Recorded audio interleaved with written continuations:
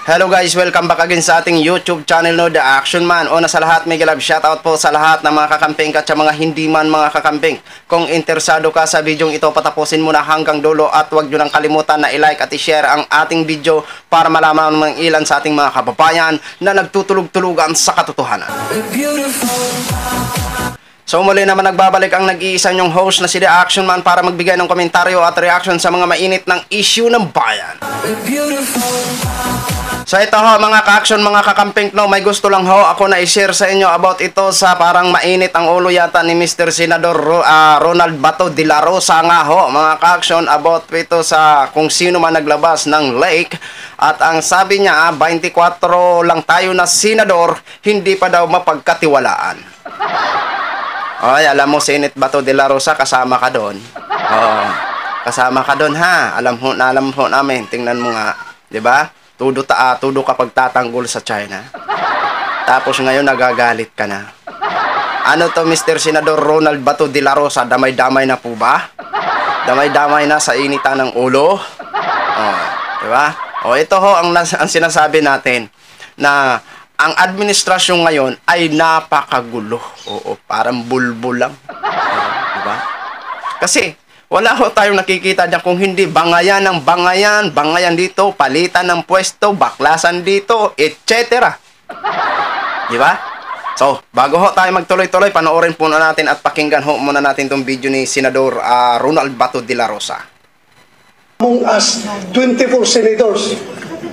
Ibig sabihin, the next time around that we are going to have our caucus or executive session, hindi na ako basta-basta magsasalita.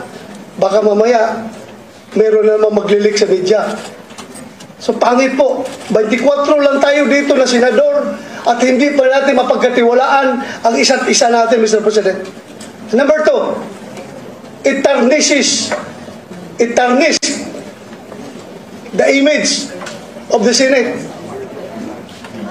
24 lang tayong hinalal ng buong Pilipinas at hindi pa natin mapagkatiwalaan ang isa sa atin na pwedeng nag-leak. If indeed, it was leaked by any member of...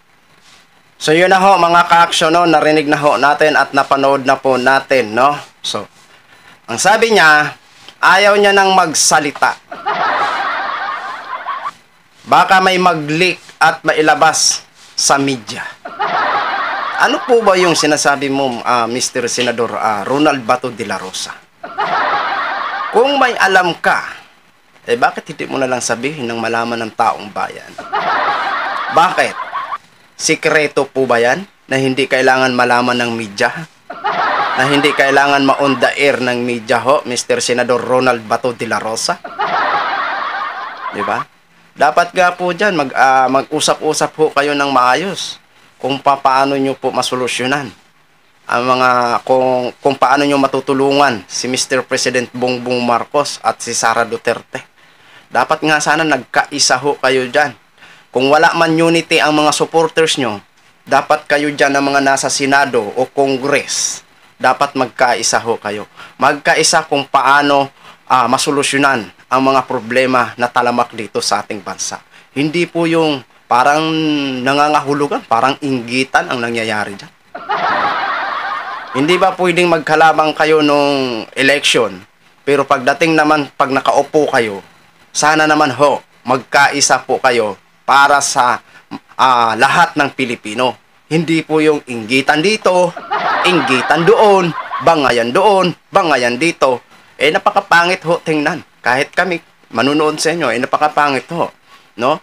Napakapangit tingnan na ang ating mga opisyalis na inaasahan na sana nandyan sila sa oras ng ating pangangailangan. Pero mali yata. Di ba? Parang hindi yata maganda tingnan na lagi na lang kayong nagtatalo-talo dyan sa Senado or Congress. Di ba? Oh, magbasa ho tayo ng mga comment nito ng mga tao. Ito, ang sabi ni Banji. Ito, ang sabi ni Banji ha, basahin ho natin, ang haba naman. Kung sino man ang senador ang naglabas ng leak na yan, dapat pasalamatan ng taong bayan. Totoo. Kahit naman di ilabas yan, leak na yan, alam ng taong bayan kung sino-sinong senador ang gagawa nun.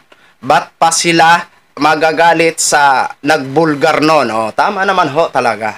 O, sinasabi ko nga ba, papasalamat tayo kung sinong senador ang maglalabas ng leak na yan. O, di ba? O, si Bato, si Bongo, at si Pugo ang mga pamana ni Digong nyo. Ang sabi ni May Queen Telio. Ito naman ang sabi ni Romel Fanes. Ayan. Baka nakabato si Bato, kaya tamang hinala.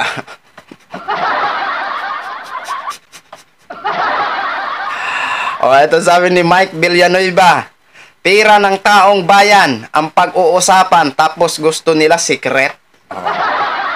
Tama naman ho. Tama naman po. Bakit ho kayo magagalit kung may maglabas ng leak na yan na isang senador? Di ba? Dapat nga ho tayo magpasalamat kung may mga senador na ganyan na walang takot na ilabas kung anong mga sekreto dyan. Di ba? Pasalamat ho tayo sa mga senador na yan kung sino man po ang matapang na banggain ang mga iilan sa kanilang mga katrabaho. Kahit malalaking tao pa yan. No? Kaya pasalamat ho tayo ha. Kaya ikaw, Mr. Senador Ronald Bato de la Rosa, huwag masyadong react dahil pira po ng bayan ang pinag-uusapan, hindi po pira nyo. Oh, di ba? So yun lang ho mga ka-action, mga kakampeng, kinshare ko lang ho sa inyo. Maraming salamat po sa lahat nating mga viewers, Luzon, Visayas at Mindanao all over the world. Ako po ang inyong lingkod si The Action Man. Have a good day everyone. Beautiful.